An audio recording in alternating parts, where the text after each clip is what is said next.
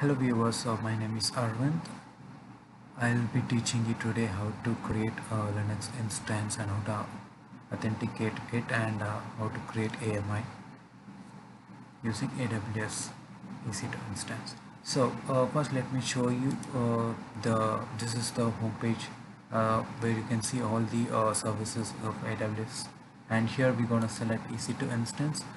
This is the dashboard of EC2 instance where you can see and check all the EC2 instance running in this particular region. So I've selected Mumbai, but there are several others regions. You can select whichever is appropriate to your location, whichever is near to your location.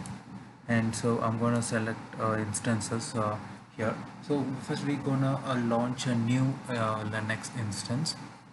So we'll click on launch instance here. So I'm going to use Red Hat version 7. So this version I'm going to use 7.7, and I'm going to use T2 micro. And next I'm going to go for the configuration here. So we're going to select only one instance, and I'm going to keep it all default. I'm not going to make any changes to the configuration here, like VPC default, subnet default, all the settings are default, so I'm not going to make any changes here. I'm just going to add the storage next. So here this is the 10 GB root volume, and volume type is GP2, and delete on termination. It means when you terminate the EC2 instance, the volume also will be deleted along with that. If you uncheck this, the volume won't be deleted when the instance is terminated. So encryption keys, I'm not going to select anything. I'm going to give it none there, and the name. So the name will be,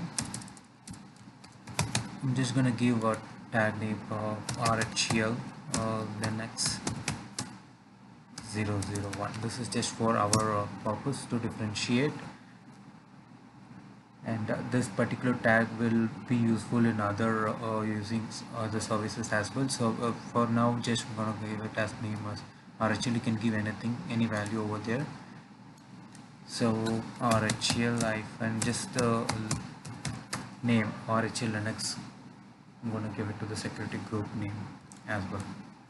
So what is security group? Here is security group nothing but a firewall to your instance, where whatever traffic that you want to allow, you have to give it here. Only then those traffic will be allowed to access the instance. For now I'm going to give only the port 22 SSH traffic, and source is 000, so it is any from anywhere, access from anywhere, and description can give anything. So I'm not going to give any other rule. If you see, for example, there are multiple rules available here.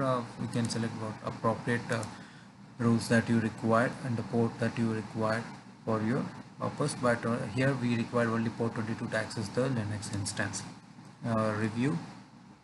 So here we can review what all the parameters that we have selected to launch our instance, including AMI, instance type, security groups, and instance details, and all the storage type and tags that we have created for it.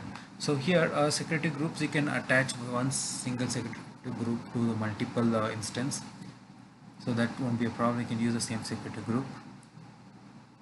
And I'm clicking on launch, and I'm going to create a new key pair. Key pair is nothing but a password file that will allow you to authenticate to your instance. So the nothing but I'm gonna give it as EC2 key pair. Okay, and I'm going to download. This file is very important, and so it should be very secure, and if this file is misplaced, then the instance can be hacked. So make sure you keep this file very safely, and I'm going to launch the instance. So so this is the instance here, and you can see the status checks here. It's still initializing. So you see here the description, it will give the details of all the instances. If you see here, there's a public IP assigned to it, and also the private IP. Private IP is static, it won't change, but the public IP will change if you stop and start the instance. But if you reboot the instance, the public IP won't change. So all other details including security group, AMI ID, all the details will be available here in the description field. So next what we're gonna do is for Linux instance especially we have to use a ppk file. So the .pem file won't allow to log into the Linux instance. For that, first we need to install putty. But you will get it in Google, so just search it and click here. It can download and install it. After you install it, we need to create a ppk file. So we're gonna launch puttygen. So this is puttygen. Once you install putty, you will get all these files. So I'm gonna click on puttygen and I'm gonna load the file that we just created. Make sure you select all files here, go to downloads and EC2 key pair select. Okay, save private key and you can give the same name or any name that you prefer. Save it and close it. So now go back here and think the file, the server is ready now. Let me go ahead and try to log in.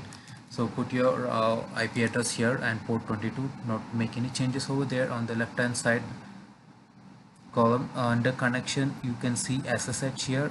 Expand it and click on auth and browse and select EC2 keys that you have just created, EC2 key pair, and open. Since we selected RHEL Linux, so for RHEL the default username is EC2 user. Not just RHEL, even Oracle or Amazon Linux, the default username is EC2 user. If we use CentOS, the CentOS username is CentOS, and if we use Ubuntu, the Ubuntu name is Ubuntu. So we don't need password since we use the ppk file as a password. So you logged into the user to the Linux. So what we are doing here is creating Linux instance, authenticating with local user, and creating AMI. So creating instance is completed, install putty, generate ppk file completed, log into instance using putty completed. So when we're gonna create a local user and the password now. So here I'm gonna switch it to root user, sudo -i, and I'm gonna use user add Arvind, and I'm gonna set password here for Arvind.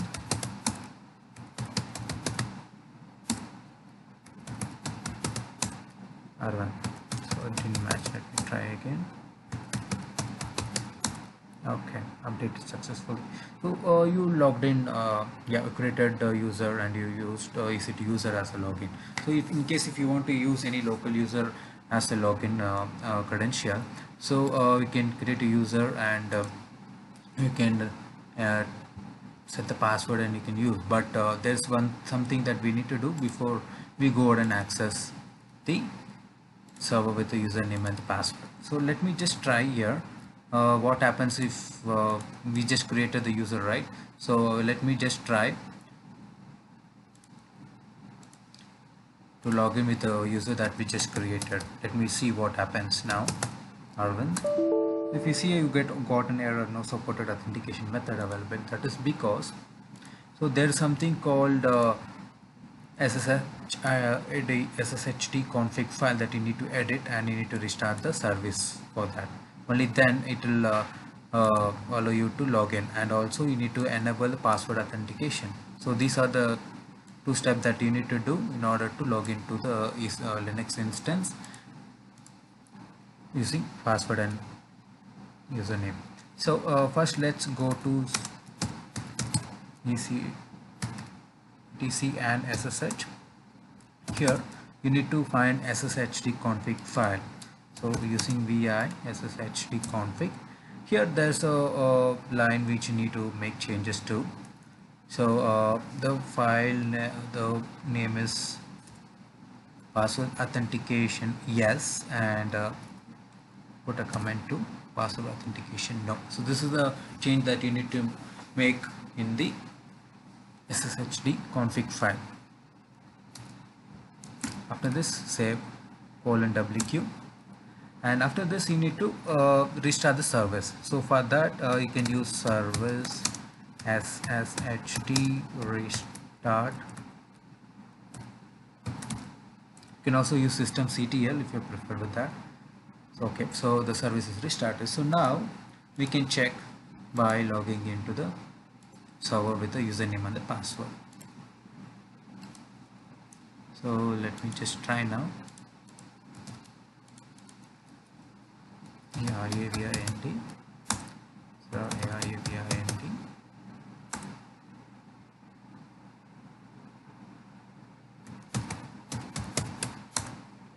Yeah, so you logged into the server now with the username and the password. So now let me try to switch the user to root. So see here. So since we did not give the sudo access to the user, so the user will not be able to switch user to sudo. So for that we need to go to the sudo file and edit it. The command is vi sudo. Here scroll down to the bottom and you will be able to find the option to the change there.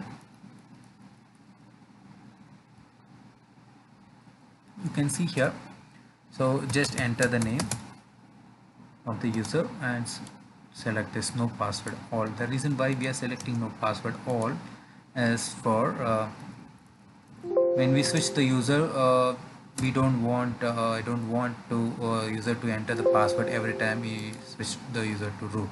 In case you want the user to enter the password every time he switches to sudo, then you can give just all, if not no password. After adding the user to the sudo's file, I can save the file now.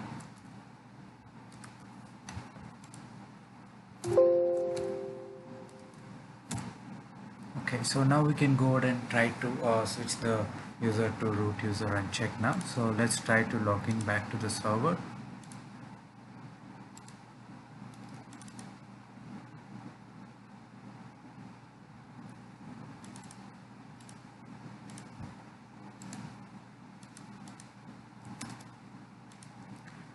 Okay, here the username is Arvind, password, logged in successfully. So switch user now, sudo I. So here we can switch the user to sudo with the root access successfully. So now the user got the root access. So next what we're gonna do is we access the EC2 instance from local user and password done, and sudo access done, and create AMI. So we're going to create AMI of this instance now. So let's try creating the new dummy file here and see. So Arvind EC2 user, so we're gonna create a file over here. So tu user touch command we'll be using here. So test 1 2 3 4. So these are the files that we'll be creating here. So now see, there are like 3 files that we created here, just test 1 2 and 3 4. So let's try to take AMI now. Before taking AMI, we need to make changes to one configuration file so that all the data inside the server and the user that we created will retain. So the file that we need to make changes to is cloud. We're gonna change directly to the cloud, and here this file name called cloud.cfg. So using vi, open the file. Here do you see that sshpwauth0? You just need to change it to 0 to 1. So take off the 0, enter 1 and save the file. That's it, done. So next we're gonna go to the EC2 instance and we're gonna create AMI of this instance. AMI is nothing but a image will be created on this Linux instance. So what all the configuration that we made inside server will retain same and will create an image of that. So using this image, later in the future we can create n number of servers, and we don't have to make all these changes that we just did every time we launch the instance. So that's the reason we are taking AMI, so that we'll save some time here. just giving some name here. It's the whole purpose of creating AMI. We don't have to actually uh, every time make changes to the launch a new instance and make all these changes. So instead you create a instance, make all changes and take AMI, and whenever you want same kind of instance, use this AMI to launch the instance. So we're gonna create AMI now. So the AMI is in creation stage, and pending. It will take like 2 or 3 minutes to create. So next what we're gonna do is, after that, so we're gonna create an instance with the AMI that we created, and we're going to use the same user and password that we created in the old instance to log into the new instance, and we'll check the file that we created in the old instance.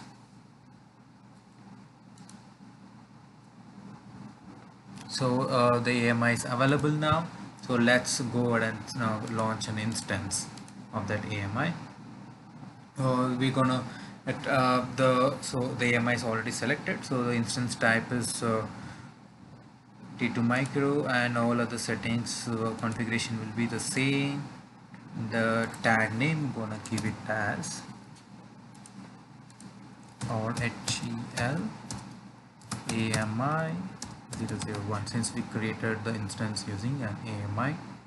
Security group, we'll select existing security group that we just created last time. Yeah, so we can again review it in case if it's just required. Then we're gonna use the same key pair that we used for that, or in case if you want, you can change it. So okay, done. We launch the new instance now. So in this instance, we're gonna check. We're gonna log in by the user that we created, and we're gonna check the files if it is there or not.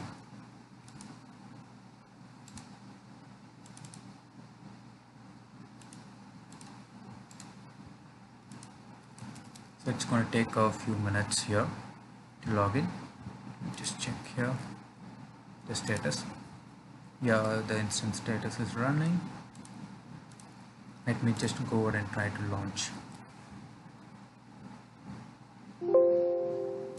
Yes. So here we're gonna give the name Arvind. If you see here, so I'm going to give the username as Arvind. If you see the IP address 35.154.102.221 is the IP of the AMI instance that we just created it. So took the user. Now let's try with the password. So it took the password and the user that we created in the old instance. So let's see if it has the sudo access, since we edited the sudo's file in the old EC2 instance. So let me see even that is same. So the user access all remains same. So let's go to the file home and just check if the file which we created is exists. Yeah, so you can see the 1234 and the test file that we created is there. So this is what we have learned today. So we created a EC2 Linux instance, how to log in, and created local user, and made changes to the authentication file, and we created AMI of that and tried to access it with the username and password. So that's all for today. Thank you so much for watching this video. If you like this video, please like and share and subscribe to our channel. Thank you so much.